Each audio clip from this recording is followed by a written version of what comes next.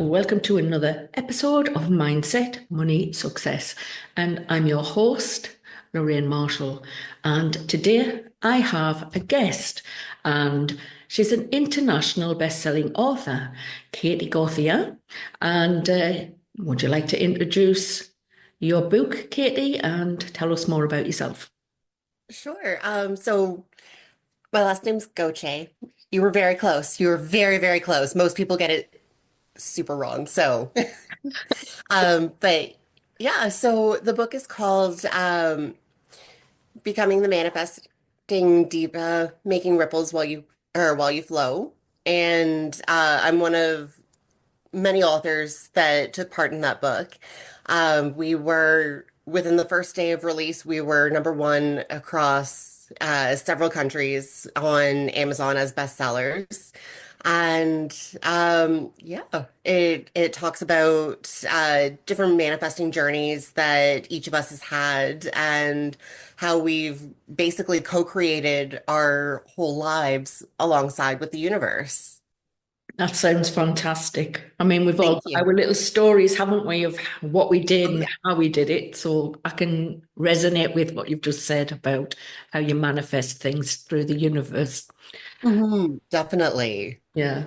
So we actually met in a group that is run by Jessica Louise, who is a Yes. coach, and I've known for the last few years because we met through Facebook, obviously, and I did a podcast episode with Jessica, and then Jessica did a podcast episode with me. So Oh, that's how I got to meet you for this podcast episode. So that's great because she likes to collaborate and share things. definitely. Isn't she fabulous? Yep. I love her to bits and pieces. I absolutely just adore her. Yeah. So do you want to explain a little bit more about what you do? Sure.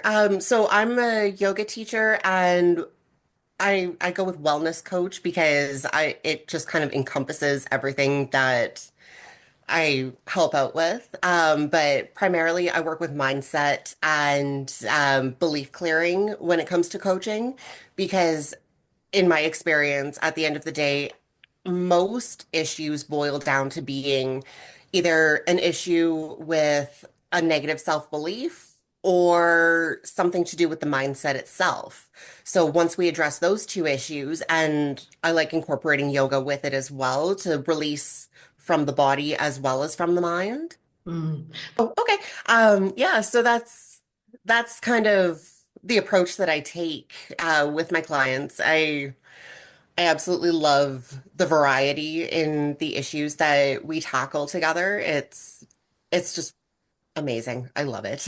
that's great. I mean, I focus as well on mindset. Like the podcast is called Mindset, Money, Success. Mhm. Because I find that a lot of the time, a lot of people have blockages around the money aspect, especially from the more spiritual type of wellness coaching and the law of attraction. I think people don't value their their worth basically, and so have Mhm. real struggles about earning money and putting a value on what they're knowledgeable in, and what their skills are. I think that's why people struggle quite a lot with that. Oh, absolutely. I've definitely noticed that it's usually from childhood, even just whatever your parents' beliefs around money were, they tend to trickle down and just affect us on a level that we don't even realize we're being affected by. Mm, mm. And I think a lot of that as well is there's an impact of trauma. I mean, from your childhood, from relationships that you've had, where there's been any humiliation around how you want to earn money and what you want to do, what career you want to take, can have an impact as you going through to find what exactly is it that I want to do in life, type of thing. And being entrepreneurial as well, a lot of family, friends, and people seem very negative and can put you off. And therefore, you end up with this little thing on the side of your shoulder here saying, you can't do this. Why do you think you can do this? Have you found that with clients as well? Absolutely. Everybody has at least one person that ends up being that little voice in their head going, "Are you sure? Are you sure about that? Mm, Do you really think you can do this?" mm, And it's just that little voice of self-doubt. And I find that once we kind of poke holes in the logic of that little voice and really address the root cause of it, the little voice kind of becomes a lot easier to silence. mm, mm. So it's not just about how you can focus on positivity all of the time, because Mhm. there's always something that's going to be a challenge, or there's going to be a setback, or things don't work out how you thought they would work out. So what would be the way that you would look at that? My favorite way of doing this is I layer practices one on top of the other at the same time. I think that might be because I'm neurodivergent, to be totally honest. So I need the extra stimulation, I guess. Yeah. But I tend to, while we have a conversation, and it just feels like a natural conversation where I essentially ask the right questions to make it so that you start not so much not believing something anymore, but just you start questioning yourself. Okay, is this actually helping me or is it kind of, making things worse? Mm, And once we get to that point where it's like, okay, you know what? No, maybe this isn't really a helpful belief at all, and it's actually causing more harm than good. We reframe it so that, okay, well, at one point in time, this belief was trying to protect you from something. It's no longer doing its job. So let's reframe it and see if this is more helpful. And then, we question it to the point until it's like, okay, you know what? Yes, this is a much more helpful belief in the way that it's been reframed. And 9 times out of 10, that ends up being exactly what they needed. And things just kind of, it's like a light goes off mhm. and, the clouds part from the sky, everything is clear, and it just, oh, okay, we're good now. And things just start working out. That's great. Um, Yeah, it's wonderful. I love getting to see this. mhm. So, what type of clients do you take on, more or less? Like, what sort of people do you look for your coaching and your yoga and your wellness business? Well, for yoga, I'm open to working with anybody because I feel like yoga is something that everybody can benefit from in some capacity or another, whether that's physically, mentally, spiritually, or a combination of the three. And as far as the coaching goes, I love working with people that have been through some form of trauma that is causing a blockage of sorts. Mm, And we work together to clear those blockages and really let the client flourish in their own capacity. mm. I mean, that's something that I have been impacted in a number of times Oh, I through can my imagine. lifetime. I'm in my 60s now, so basically I've seen a I lot of actually would life. not have guessed that. And I have this thing that I say, I've been through the 3 Ds of relationship endings. So the first Mm. one was when I was in my 30s, I got divorced. And that was pretty straightforward. It was easy. It was like, I was young, I had children, there was no trauma involved in the divorce. And then the second one, the relationship was just over 10 years. My partner in business and in life. And he died very suddenly. So I call that Awesome. death of a partner. So the first one was divorce, and the second one was the death of my partner. And the last one that I went through was more recently, was 4 years ago, but it's still imprinted in my mind, like as if it would never leave. and that was a discard, which I call a discard. And then realizing that the whole relationship had been a fake, false relationship from the start. Wow. Yeah. So the trauma from that situation has been huge, and it was like it wiped me out completely, wiped me out. And I'm only just coming to a point of regaining some of who I am and why I'm here, type of thing, and my Yeah. purpose. I'm only just sort of getting to that point now.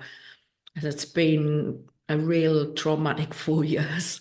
I can imagine. And I'm so proud of you, first off, for acknowledging that the relationship was traumatic because a lot of people will actually be like, ooh, trauma? No, no, Mm. that wasn't trauma. That was just life.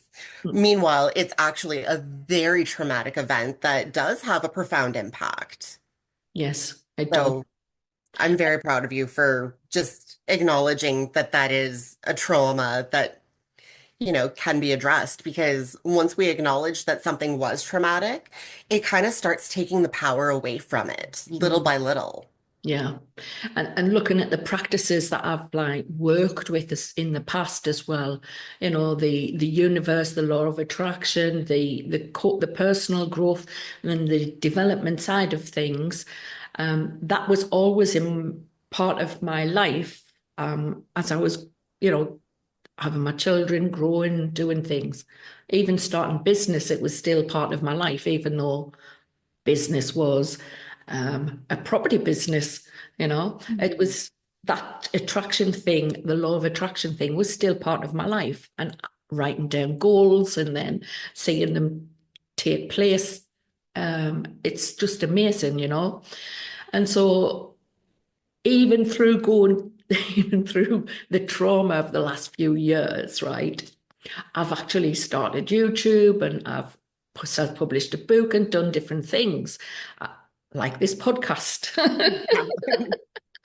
So even though I was in a situation where I knew I was going through stress, trauma, and all of that difficulty and challenge, I knew I had to keep going. I knew there was something that I had to keep on showing up, turning up, learning new skills. And that's what I've done over the last 4 years. So to recover myself, because at the end of a situation, sometimes you feel as if you've lost all sense of who you are. Do you help clients with that type of thing? Have you come across many of your clients who have been to that situation where they're in such a challenging position? I do have one client that I've been working with the last little while, and I won't give any details about her specifically so that she can't be identified. But one of the things that she struggles with is feeling disconnected Mm, from herself, from her emotions, from her body, from her spirit, everything. So we've been working towards kind of reconnecting things little by little. Um, and in doing so, I mean, she's had these little flashes here and there so far, where it's like, okay, I know I can do this. And, there have been setbacks too, because that's life. Setbacks mm, happen. It's how we it's how we deal with the setbacks, I find, that really makes the biggest difference. yeah. Have you got any tools that you use to look at how you can deal with these like setbacks and things, to move forward? Absolutely. So one of the things that I like to do when it does come to setbacks is sit down and analyze it. Mm, Like just look at it as if, it's an experiment and we're trying to figure out where it came from and what we can do to reframe and work around it or work with it, depending upon what the setback happens to be. mm, Um, like for, I'm trying to think of a personal example because I love using myself as an example instead of using clients as examples, just because I'm very big on protecting their privacy. yeah. Um, But one of the things, like for myself, when I hit a setback, because I mean, we're all human, they happen. True. When I personally hit a setback, I'll sit back and go, okay, what is this trying to teach me? And when I find the lesson in it, it tends to make the setback feel rather than being a mountain, it's more like a speed bump. Hmm. That's And good. then we take the lesson and, grow from Yeah. there. That's very similar to something that I've heard from a coach um, who is a big coach, Oh, with Brave Thinking, Mary Morrissey. I've listened into some of her webinars and things before, read some of her books. But she says that she looks for the golden nuggets. I love that. Yeah. So that was something that just popped into my head as you were saying about, the tool that you look at looking when you look at a setback.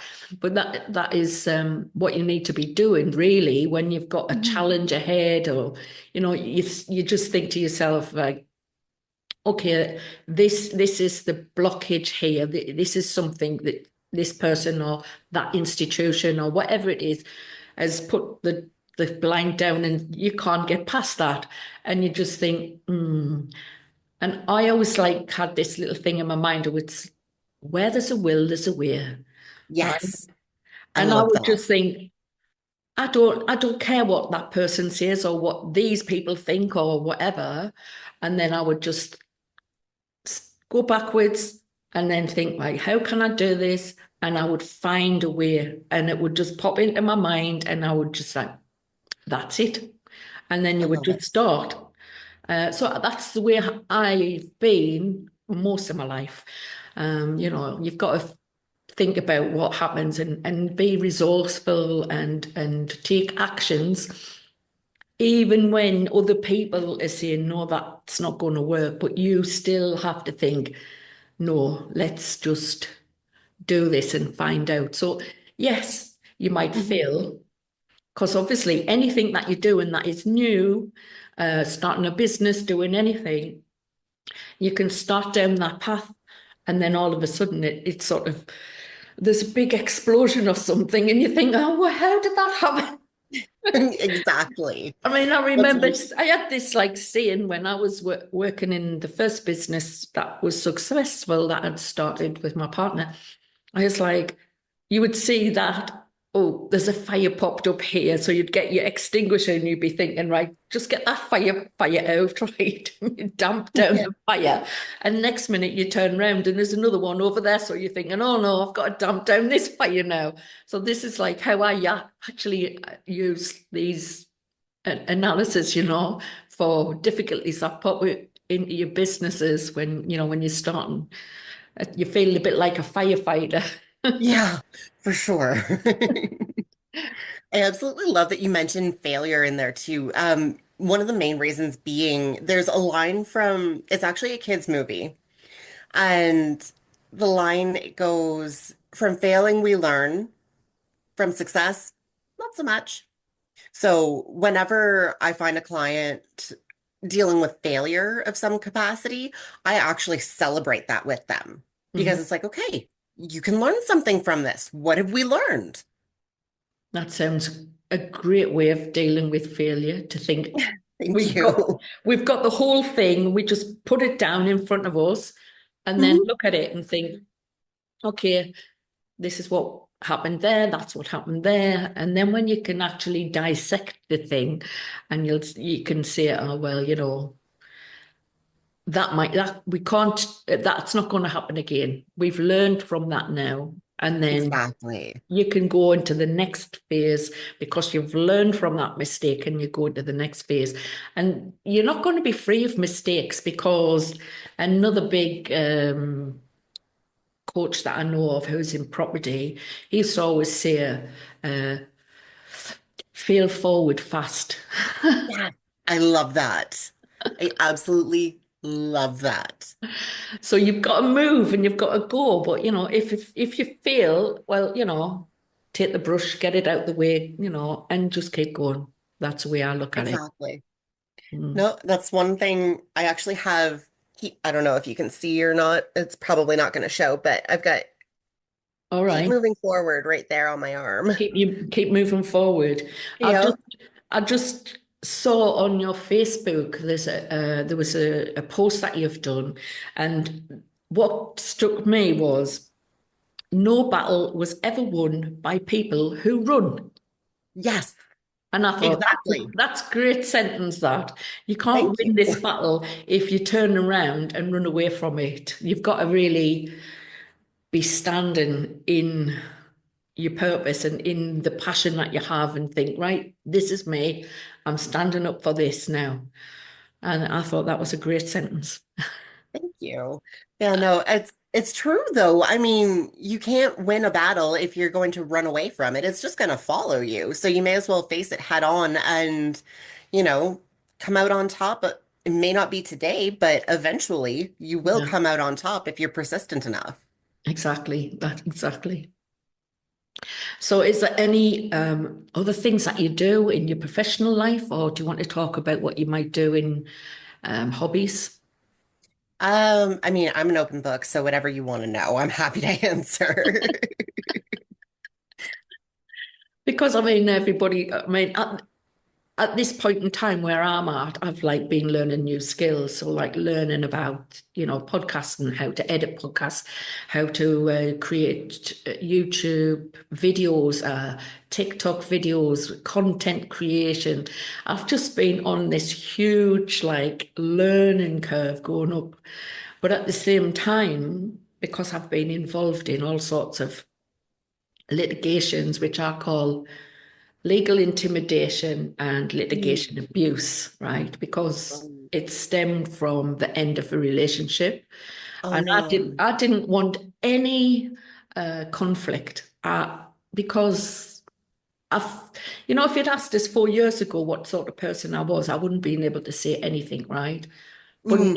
I now, get that. now, because my confidence is better, I can say I'm a non-confrontational person. That's who I was, and that's Mhm. who I still am in some respect. But now, because of all the experiences that I've been through, if I'm crossed or somebody said something out of turn, I might not just wave it off and say, "Oh well, it doesn't bother me." I might Yeah. then face them full on and say, What did you just say? What did you just mean?" And then point out the disrespect or the whatever it was. Because I've seemed to have grown in the confidence about that. So I'm still a bit non-confrontational, but I'm also someone who would fight for other people's human rights. And I've done that all my life. Fight I for other love people's that. human rights. Yeah. Um, And now I'm fighting for my own human rights. Yeah. Oh my God. Oh my You know God. what, though? I absolutely love the duality of it because two things that might be opposite can absolutely coexist together, even within one being. You Mm, know, you can be non-confrontational and still stand up for the things that mean the most to you. There's nothing wrong with that. And I love that you do this. mm. Absolutely love that. Yeah, thank you. Perhaps talk a bit more about how you became involved in the book. Oh, okay. Yeah, absolutely. It's so funny because I actually just kind of fell into the book.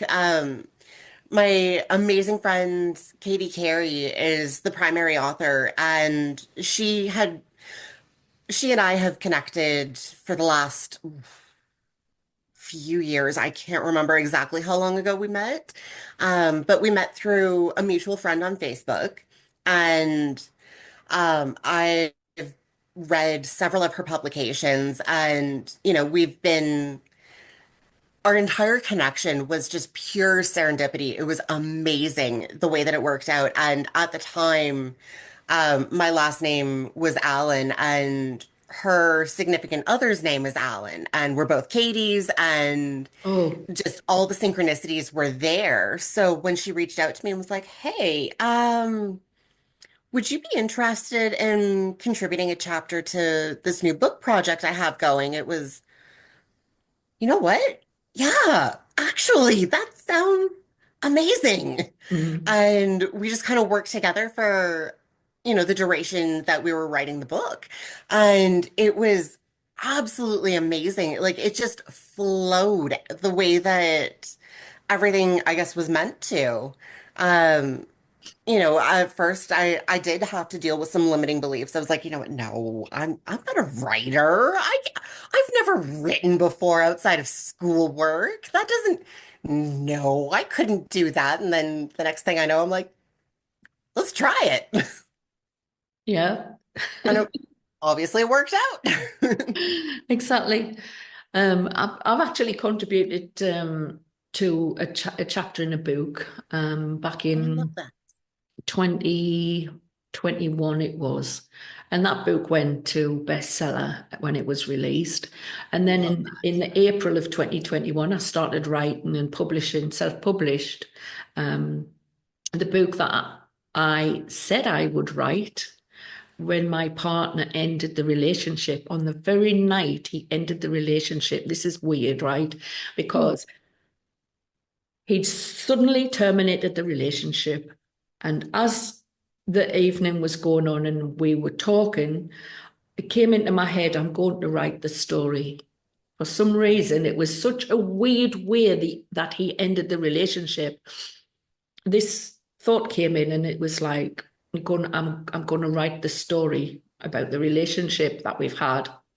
Now, that was before anything else happened, right? That idea. Hmm. And so after the relationship had ended and what happened afterwards, some of the horrible things that happened afterwards, it took me 8 months to recover from the grief, the trauma, and the stress of what happened. And Hmm. so I started in April 2021 to write the book while I was under the threat of eviction through civil legal action that my ex-partner was taking. That Um, sounds so stressful. I actually self-published it the month before the court date. No way. That is, Yeah. oh my goodness, that is so wild to me. I love It, that. it wasn't an easy thing to do because it was really to write about a relationship that there was so much, because it was a relationship where there was a lot of good things, right? Mhm. But also a lot of bad things. So you've got two sides in this relationship. And it was in that time when I was looking at the reflecting on the relationship to write the book, it was very upsetting and traumatic to Oh, actually I can write it. imagine. Um, and all of the positive things that had happened, all of the good memories basically disappeared. And all I Oh, was left with was all of the sort of abusive, toxic things that happened. yeah. Um, but I still had to write this book, and it was an experience. I'll tell you that because Oh, I bet. I procrastinated so much. I don't know if you found that, but I was like, I didn't with that one, but I usually do find procrastination, and it's not necessarily that I don't want to do it. It's that, oh, what's going to happen when I do it? yeah, yeah, So I completely understand that. yeah. It's like I was so into getting everything down, the chapters and this and starting it, and then I would leave it and it would be weeks. It was like 6 weeks had gone by, haven't done a thing. And I would get like another indication to say, you best get this finished, you've got to do this. And I would get onto it again. Yeah, and I remember in the summer months here in Spain, um, really warm on an evening, and I would sit in the porch and I would start writing. I have the lights on, I'd have a glass of wine and I'd be drinking the wine and writing everything, right? I love And it. then I would see daybreak coming up. I'm thinking, ah, it's like it's 4 or 5 o'clock in the morning. I'm still outside writing on the porch. I've just done a whole night. thought it was really, really funny. But That's you amazing. just, when you get into the flow of things, I think you can lose yourself with the time, can't you? And it's just like Oh, it's magic. absolutely. It's magic when you get into that situation. I totally agree. Yeah. And when you're in that flow state, it's like, nope, we can't stop. We have to keep going because who knows how long it's going to be until we get into another one. At Yeah. least that's how I look at it.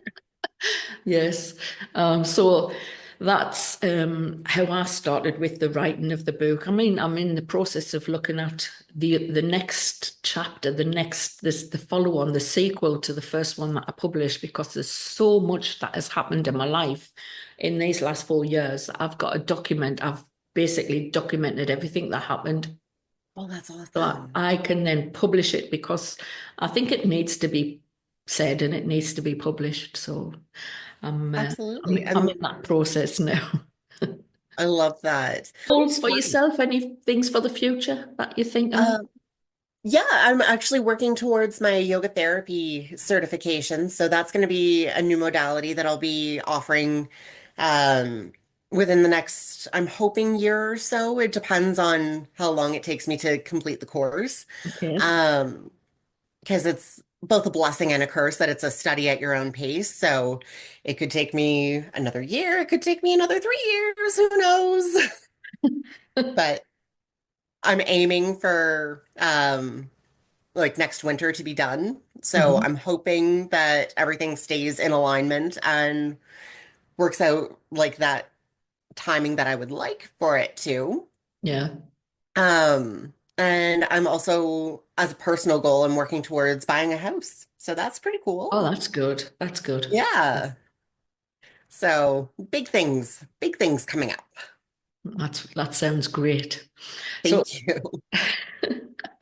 we're just running out of time here. Is there any way that people can get in touch with you? Yes, absolutely. I'm on Facebook, Instagram, and Threads. For Instagram and Threads, or my handle, I think it's called. I'm Yes. terrible with I think that's what they are handles. Yeah. So my handle is the real Katie of all trades. The real And Katie of all trades. yes, because I collect modalities like Pokemon cards. Oh, I need more and more and more. And on Facebook, I'm under Katie Gauthier, which is, I mean, you can see the spelling under here. yes. So Yes. Okay. That's great. Thanks for coming along and being a thank you guest so on much for my having me. podcast today. Thank you so much for having me. This was so much fun. Thank you so much for tuning in to another episode of Mindset, Money, Success. And if today's episode resonated with you, I'd love to hear your thoughts. Leave a review, share the episode with a friend, or tag me on social media.